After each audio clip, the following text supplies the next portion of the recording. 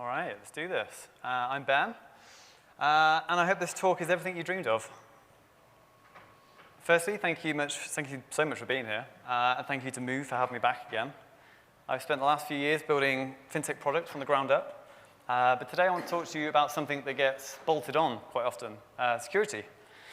And not just security as a checklist, but building systems that are secure by design, from the UI all the way to the back end, and doing it in a way that doesn't suck the life out of you, your team, or your product. I've also come to learn that, sadly, systems are rarely, if ever, 100% secure. Once you accept this sobering fact, you can free yourself to focus more on threat prioritization versus straight coverage. And I'm going to walk you through how we made security an invisible but powerful layer in our system, and not just for compliance, but generally to protect users without compromising developer experience too much. To give you context, I was CTO at two banking startups, Letter Bank and Workmate. We built full-stack banking platforms, handling everything from the onboarding, identity layer, to internal tools, to user-facing dashboards and money transfers. This talk is rooted in my time building the first system, roughly from 2019 to 2023. And incidentally, this talk features absolutely zero AI, which is an odd thing to say in 2025. So why am I giving this talk? Across those two startups, I've spent 5 years leading engineering teams, involved in all aspects of product lifecycle and team management. And as a team, we weren't just building features. We were handling real money, real risk, and the constraints that came with that. At the first company, I was engineer number 1, so I laid the foundations, including the security model, and got to see firsthand how the early architecture decisions can make your life easy, set you up for success, or can bring you endless pain. And that's the viewpoint I'm bringing to this, not just what we did, but why it mattered and how it actually played out in the real world. This is not theory. It's one big giant case study of real production systems with real customers. Oftentimes in security, unfortunately, there aren't any big win headlines. Positive news is just simply the absence of a negative incident. We passed pen tests, we didn't lose anyone's money, and didn't suffer any breaches. But there was no external ones anyway, but more on that. This is just a dump of helpful and hopefully useful takeaways you could implement today. And talking of those takeaways, if there were 3 that you would leave with, it's these. Number 1, to mask every backend ID. It's mostly downside for leaking backend internals, and it's mostly upside for concealing them. But it does come at a cost, which we'll explore. Number 2, declarative authorization. This essentially involves centralizing authorization rules and baking them into functionality, network layer and system layers. Immutability is great. Thumbs up for immutability. For me, security is more of an ongoing narrative versus simply assessing state. And I want to see the why and the how events occurred over time versus just simply the what. So I broke this talk up into 4 chunks. 1, the general architecture and system tips. 2, immutability, audit trails and storytelling. 3, not leaking internals. And 4, authorization baked into network and data layers. We're going to start fairly high level, just to set the scene. And I always actually find it a great place to start with security here. How can a system be attacked? From which angles, in what ways, and by who? If you were tasked with building the Death Star, you don't want to realize too late that you left an exposed exhaust port. That's not a bug, that's genuinely an architectural failure. Think about, this was the Empire's most ambitious engineering project. They had a limited budget, top talent, and it was built using Palpatine's iron grip. But even with all that control, they made one critical mistake. And they underestimated what a single overlooked vulnerability could do. And because of that, the entire system collapsed. And all it took was one well-placed shot from some fella in an X-Wing. And boom, the whole thing's gone. The Rebel Alliance didn't brute force their way in, nothing fancy. They just exploited poor system design. That's what we're doing when we're building defensible systems. You can have firewalls, encryptions, or all the compliance box ticked. But if you have one path exposed through bad assumptions or inconsistent patterns, there's your exhaust port. So let's talk about how to build things in a way where the rebels didn't stand a chance. This often starts by mapping out your threat surfaces pretty early on. Every route into your system is a possible attack vector. Your UI isn't just HTML. It's a very hostile environment with users clicking random stuff on random devices. And they do like to click stuff. Webhooks are very easy targets unless they are hardened. And your API may be versioned and secure, but it's often the most targeted piece, unfortunately. And staff.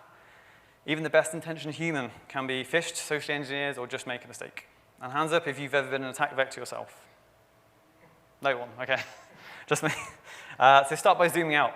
What's visible, what's exposed, and where is your metaphorical exhaust port? Trust is paramount. You don't get many chances to lose customer trust, just the one, actually. And it's incredibly hard to win back.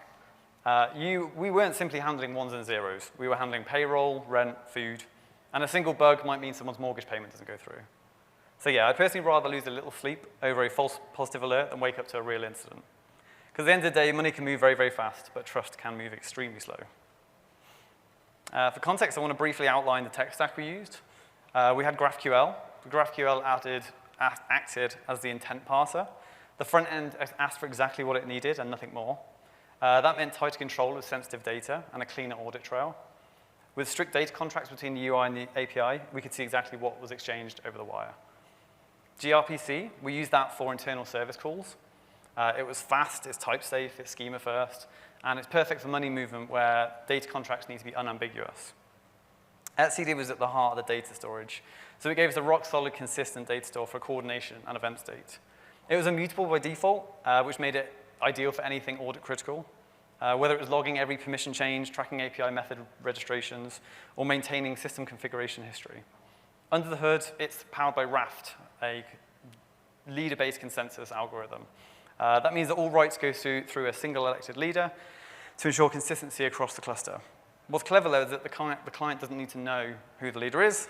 They can hit any node, follower or leader, and if that node can't fulfill the request, it will transparently forward it to the current leader. So from our app's point of view, etcd just looked like a single consistent source of truth. And for us, that meant we could treat it as an always-on audit ledger. Every mutation recorded, traceable, and guaranteed to land safely, or not at all. TypeScript was everywhere. It wasn't just the X. It let us bake in safety. And in fintech, a runtime undefined error isn't just annoying, it could cost someone real money. YAML, surprisingly. We put a bunch of stuff in YAML. We defined all of our operations and events, including auth rules, all in YAML, and then we compiled them into TypeScript methods with RBAC baked into them. One source of truth, easy to review, and hard to mess up. Events is both comms and data, so we actually made every meaningful action emit an event. That event became the source of truth, but also the message itself. It told the rest of the system what just happened. So we got 2 for the price of 1, comms and data. Microservices subscribed to that stream, and it also meant we had an audit trail by default. So there's no extra logging layer. Everything was in the event stream. No mystery state. It's how we debug things. It's how we rebuilt state. We actually split our system into a write path and a read path. The write path employed a purely event sourcing pattern, and every change was a new event written into etcd's append-only immutable log, and that gave us immutability, a single source of truth, and a perfect audit log. The read path, that was just a cache mirror stored in Postgres, built by replaying those events. Fast, familiar, easy to query, but not the source of truth of the system.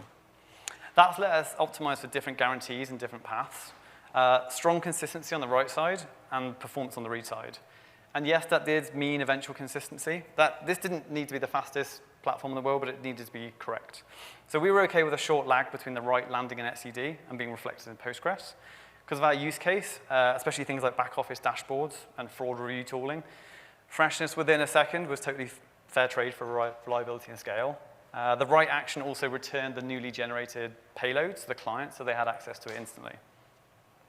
And here's how it looked in practice. Very simplistic, but the user's request hit GraphQL, which acts as our intent layer, passing what the front end actually wants. And under the hood, writes go over gRPC to etcd, our source of truth, storing every event immutably. Reads come from Postgres, a cached query-friendly mirror rebuilt from those same events. GraphQL never spoke to any databases. It only spoke to services, which gave us both strong boundaries and clean data contracts. Next up, immutability, which is excellent under the right circumstances. With money and payments, I do believe it stands out. The rule was very, very simple. We never removed and we never rewrote an event. Every change was an append. Every field update, every status change, just a new event in the system. And that gave us a perfect audit log by default. And because we encapsulated things like user context and timestamps into the event schema payload themselves, we never had to guess how or why something happened later. The event was the context. It became the story. It's a little bit tricky to read, but it gives you the basic idea that each of these blocks is an immutable write. Not a diff, not an update in place. We didn't model the user as a static object. Instead, we stored a stream of everything that ever happened to them. Logins, password changes, address updates, permission grants, even suspicious activity flags. Every entity touchpoint was an event, immutably recorded. Because in reality, a user isn't a static object. It's not a single object. It's an accumulation of related fragments over time. And they're a sequence of artifacts, continuously evolving.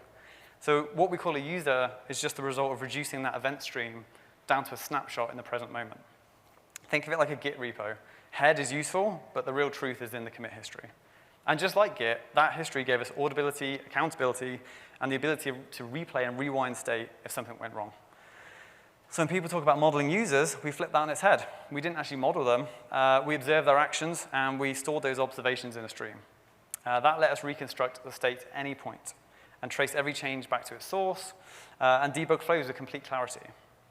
It also meant we could ship features like audit trails and undo basically for free. It was all built in, because we were already tracking history as the source of truth. Create an event, this is pretty much the exact code, but creating an event was just a function call. No custom logic, no scattered side effects, just construct the shape, generate a new idea, and fire. We didn't try and hide event creation behind heavy abstractions. We wanted engineers to think in events. If I want to do something, what event would I need? What event do I need to create and fire? To treat every state change as a recordable action with intent. So each event was defined with the following question in mind. What's everything someone would want to know about what happened here? To keep this kept things explicit, debuggable, and made every piece of logic naturally auditable. Once an event was created, we stored and published it in a single atomic transaction, and that guaranteed that either the event was fully written into etcd and observable across the whole system, or it wasn't written at all, and the write was rejected. So that meant we had no phantom states, no partial updates, no guesswork. It also meant that every sequence of actions had a clear audit trail and could be replayed, traced, or reasoned about, even in failure. Most importantly, in failure often. So reading the latest state was just a case of rolling up that stream of events. We defined roll-ups, or snapshot, they're interchangeable, per domain, like the transaction roll-up here. So every business logic check could reconstruct the latest state from events, and then this could be used for validation. So for example, checking an account balance before allowing a transfer. This is the event reducer. So every single event in the stream can have an impact on how the latest state is shaped. And this reducer walks the timeline, event by event in sequence, and builds up a snapshot of what we know about the transaction state, for example. We grab the current rollup, merge it with the new payload, and resave it. That's it. Think of it like a mini Git history. So each event is a commit, and this function is a Git checkout for our app state. We used ULIDs everywhere, for every single object ID, every revision ID, which we'll talk about later. But why ULIDs? What are ULIDs? Well, they are universally unique, lexicographically sortable identifiers. They maintain a monotonic sort order. So they're time-based, which means they're naturally sorted by creation time. And they're great for audit trails, logs, anything sequence-sensitive. No extra fields or sort logic needed.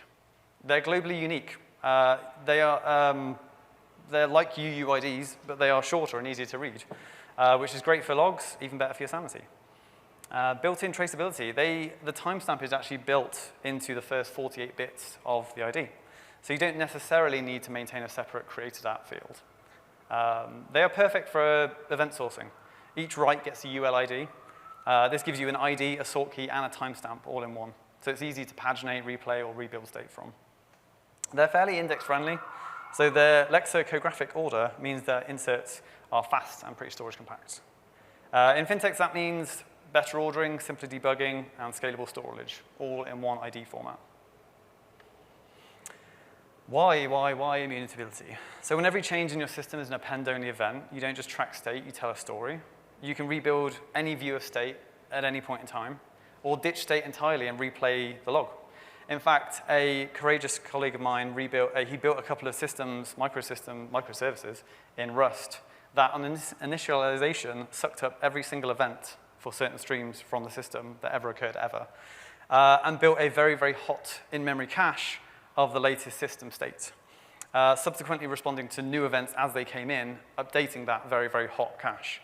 So the boot-up time for these microservices took less than 3 seconds, and that meant the services were just insanely fast to respond to requests. We actually use those for the authorization we baked in, which I'll explore later. So they need to be very fast. And because every event is immutable, you can enforce order. So if the event arrives late or out of sequence, you can just ignore it, or you have alert mechanisms like we did.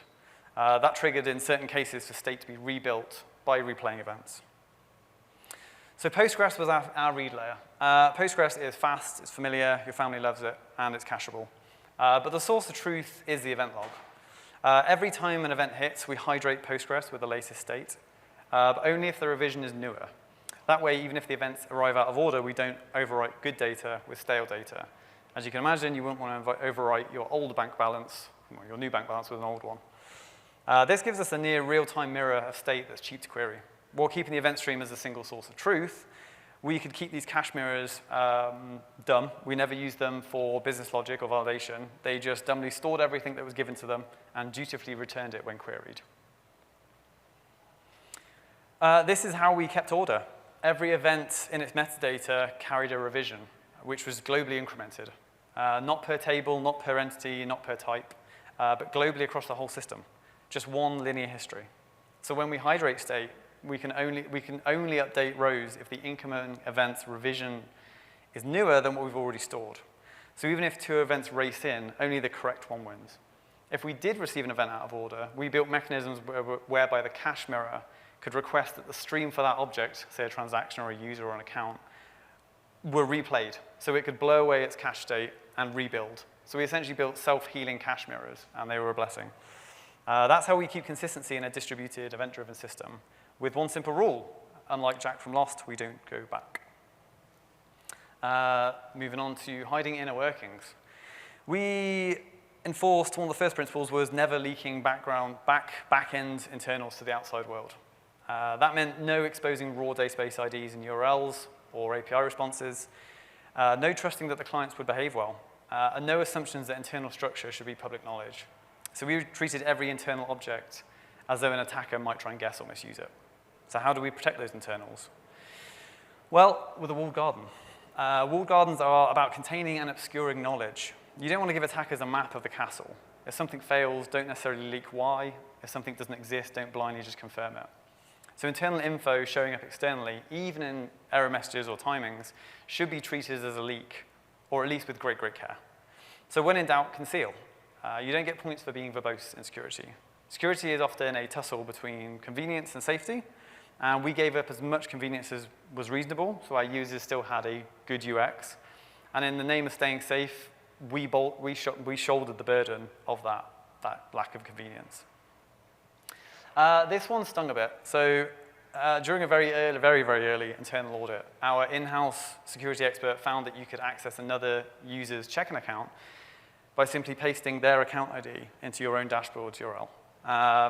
It was no fancy exploit, just a simple missing ownership check. And I was mortified because I built that. It was a system built with security from the ground up, and I missed a simple gap. So the system assumed that if you had the ID, you had the right to access it, which you did not. So as a reminder, always enforce object-level permissions. And never trust that IDs alone imply access, because I did, and I looked very, very silly.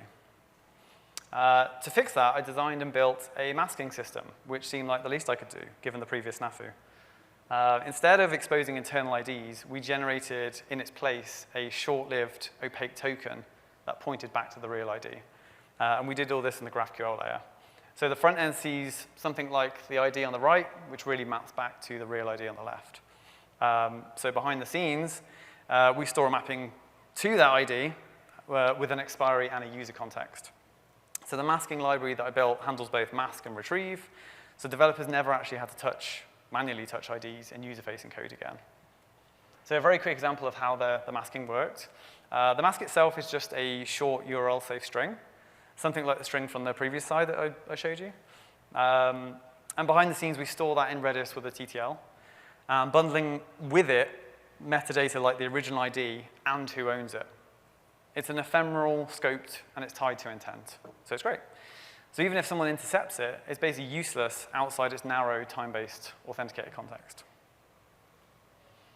This is how retrieve worked. So when we wanted to reverse the mask, so the masked IDs would go to the client would perform some action. Those masked IDs would come back to the API. we would look up that Redis key and compare it against the current user's ID from the JWT that we'd passed. And if it doesn't match, instant rejection. So no partial leaks, no guessing, just a hard stop. It's a one-time key tied to that one user, short-lived, scoped, and safe. This wasn't totally free, though. It caused some UX trade-offs that we had to deal with. Masked IDs expired after 1 hour. So that added some UX and CX friction, but we felt it was a worthwhile trade-off that we burdened. Clients just simply auto-refreshed in the background when needed. So they'd get a certain type of error. They'd attempt to reflush the GraphQL layer full of new IDs. And obviously, if it was a bad actor, it would just be instant rejection. So for a good actor, a logged-in user, they would just opaquely not see all their IDs refresh in the background. The goal was to basically keep users oblivious to the expiry while still enforcing those tight security boundaries. A mild pain for us, which led to safety for them. We gave support, so the other bit of friction was for CX. So obviously, if you contact CX, you might paste in a URL, you might tell them the account ID, but we had kind of obscured that. So we gave CX a bunch of internal tools. One would be to unmask those IDs sent to them by a user. These internal tools were behind VPN, they were behind Google SSO, and they were behind their own set of auth checks. So the operator flow for unmasking was explicitly permissioned. If you're not staffed, you're not getting through, even if you somehow get the key. Again, ownership of the key doesn't imply access. So the masking system, it did introduce some complexity and operational burden, but I believe that as a platform, the onus should be on us to shoulder that and to hide that from the user as much as possible. So we protected our users, we tightened our security, and the security expert who found the original vulnerability simply said, good job. And after he couldn't reproduce it, which meant the world from him. So the last section is hard shell GUI center. So I personally love this way of designing systems. Hard outer shells, hard to penetrate, but very, very GUI centers. We designed the system with a hard shell. Our GraphQL layer had zero business logic. Its only job was to pass intent and pass data forward. The actual execution, authorization, business rules, side effects was all handled inside a central RPC system, which was invisible to the developer. So that gave us a consistent way to enforce security, logging, validation, and permission checks all in one place. And it made it easier to test and reason about what each call was allowed to do. So because execution lived behind the wall in RPC, every call went through an auth-checked, schema-validated gateway. And that way, even if GraphQL leaked or got misused, the call remained locked down. GUI, but guarded. So here's what that looked like in practice. Again, for brevity, but that's pretty much actual code.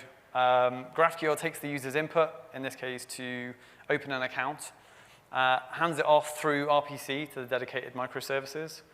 There's no real business logic in these GraphQL resolvers. There's just guardrails, context, and a schema-valid call over the wire. So RPC is where the logic lives. Auth, validation, side effects, all triggered inside the boundary. GraphQL just remains the courier in this situation. So we took all of the auth checks and definitions out of the code base, put it in another Git repo, and we defined it up front in YAML. So every single RPC method and event in the whole system was defined in YAML, and then we specified which roles could call and execute those methods and execute those events. And then those YAML files were checked into Git, so they became very, very easy to audit, to review as a team, to track changes.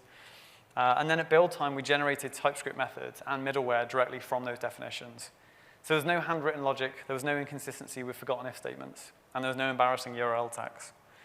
Just one consistent access model baked into every endpoint. So this is an example of a post request to open an account from previous, and this is what it looked like. So each RPC operation declared its subject, expected input and output parameters and responses, and most importantly, who could call it? What roles were required to execute it?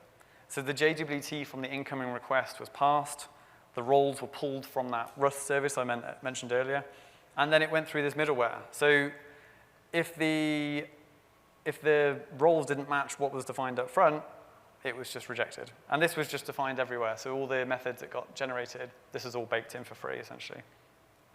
And so from that YAML, we generated types.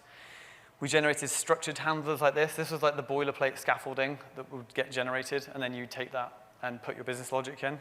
But all the scaffolding came for free: input validation, output shape, error wrapping, even logging.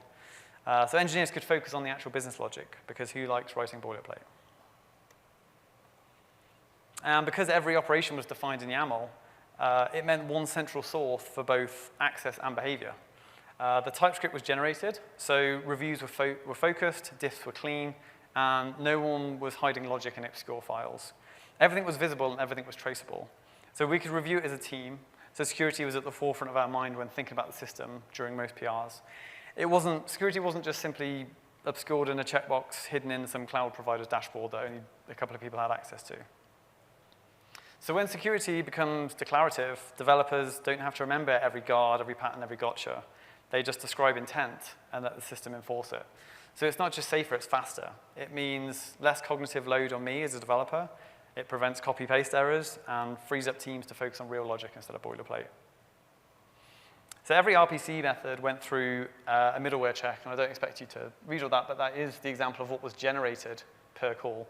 So RBAC logic evaluated the user's role against the central policy. The policy was declarative, the enforcement was automatic, and the developer never had to write another if-is-admin check again. So one of our core principles that we held was maintaining a healthy level of mistrust. We assumed every input was potentially malicious, and apologies to our loyal customers, but that mindset gave us guardrails everywhere. Not just extra validation or stricter access check, but safer defaults too. So even internal-only endpoints got the full zero trust treatment. It's the same approach, actually, that NASA take with structural design. So they use an ultimate factor of safety of 1.4, which means that if a material breaks at 140 pounds, they only ever let it carry 100 pounds. And that's not even theoretical upper bound, that's enforced across their real missions. And they don't do this because they think a bolt will definitely fail. They do this because the cost of a bolt failing means a catastrophic loss. Fintech is not space flight, but if you're moving real money, trust becomes your oxygen, and if you squander it, it's game over. So we borrowed that principle.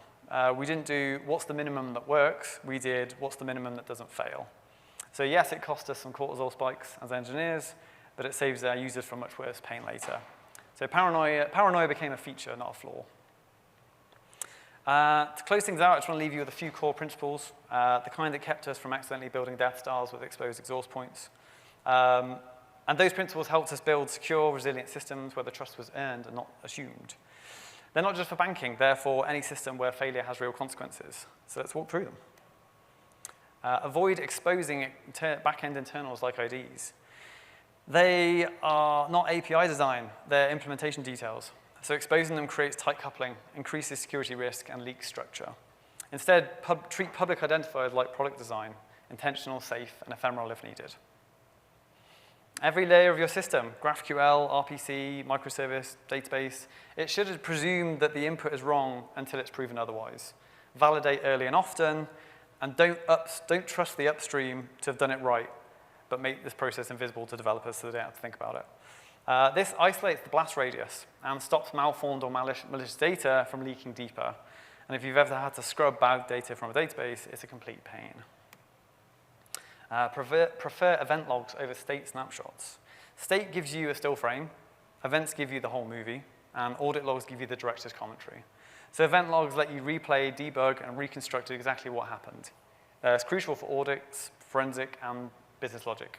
If something breaks, you can basically trace it back to the why and not just the what.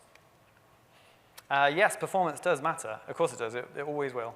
But not at the cost of leaking data or allowing abuse. Some checks will slow things down very slightly, but that's okay in the right circumstances.